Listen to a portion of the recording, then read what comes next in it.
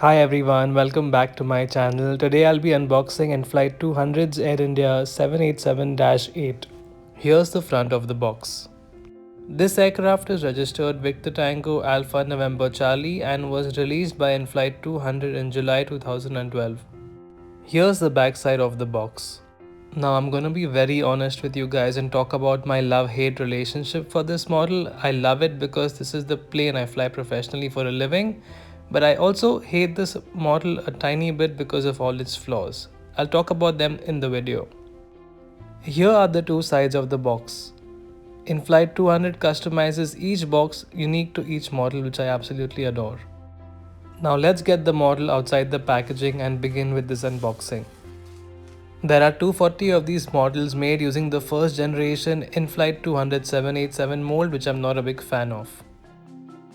Here is the limited edition Inflight 200 card. This model comes with absolutely no accessories. It has a fixed landing gear and no display stand. Here's a first look at the model. Now, given this model was released in 2012, it's not the most accurate 787 mold, but for the time I think they did a great job. Thankfully, Inflight 200 now has a second generation 787 mold. It's basically an updated version of this mold. It is more realistic, accurate, and has way more details. I shall review it soon on my channel. Now personally, I like displaying my models mounted on their stands, which is why I got this Gemini 200 wooden stand. The model of course does not come with a mount for the stand, which is why I had to personally get a hole drilled in the model for the stand to be fixed in. Now let's get the model outside the box gently and have a closer look. This new updated Air India livery ditched the cheat lines across the fuselage, the iconic red engines, and the Air India titles on the tail. Now let's begin the section by section detailed review of the aircraft, starting with the nose of the aircraft, the radome, the cockpit windows, the flag of India, the pitot probes on the side, the L1 passenger door, Alpha November Charlie registration of the aircraft, the nose landing gear. Here are the passenger windows. Like every other Air India aircraft, each window has a Rajasthani arch painted on it. And here is the Air India title in the Devanagari script, followed by the IATA logo and the static probes. Here is the L2 door. The Star Alliance logo is of course missing because the airline was not a part of the alliance yet.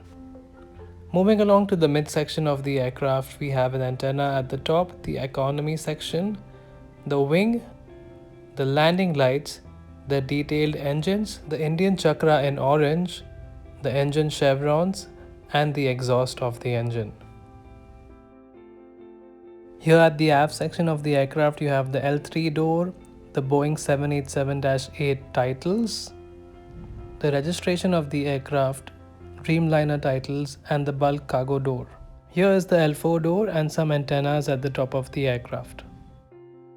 Now looking at the tail section of the aircraft, you have this gorgeous Air India livery, the vertical stabilizer, the rudder, the horizontal stabilizer. Now let's have a closer look at the left wing. Here is the engine. Here is the inboard and the outboard slats. These boxes are the spoiler panels on the aircraft.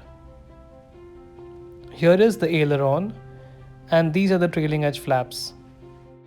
Not much detailing on the horizontal stabilizer. We have the elevator, but there is an absence of the logo lights and the no step lines. Now here's a close-up of my least favorite part of this model, the engines.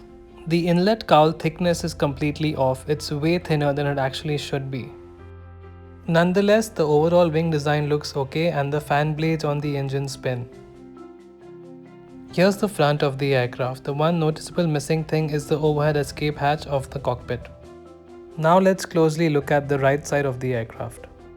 Once again, starting with the nose of the aircraft, you have the radome, the cockpit windows, and as mentioned earlier, the overhead escape hatch is missing, the flag of India, the pitot probes, and the R1 door. Here we see the nose landing gear, the forward cargo compartment door, the IATA logo, static ports, R2 door, the antenna and the beacon, and Air India written in English. Now looking at the midsection of the aircraft, we have the economy section windows, the wing of the aircraft. These are the landing lights of the aircraft situated at the wing root. And here's the right engine. Here is the main landing gear. All of the Air India 787s are powered by the GE/NX engines that produce 70,000 pounds of thrust. Here's a close-up of the right wingtip of the aircraft. We can see the registration Victor Tango Alpha November Charlie. And here's the right green navigation light. The right aft section has the R3 door, the Boeing 787-8 titles, the aft cargo compartment door, registration of the aircraft, and Dreamliner titles. Here are some antennas on the top and the R4 door, along with the outflow valve. Unlike other aircrafts, the bulk cargo compartment door on the 787 is on the other side. Looking at the tail section of the aircraft, here we have the vertical stabilizer, the rudder, and the horizontal stabilizer. Here's the 787 tail cone, which houses the APU or the auxiliary power unit. Here's an overview of the aircraft from the back side. Here's the aircraft mounted on its stand.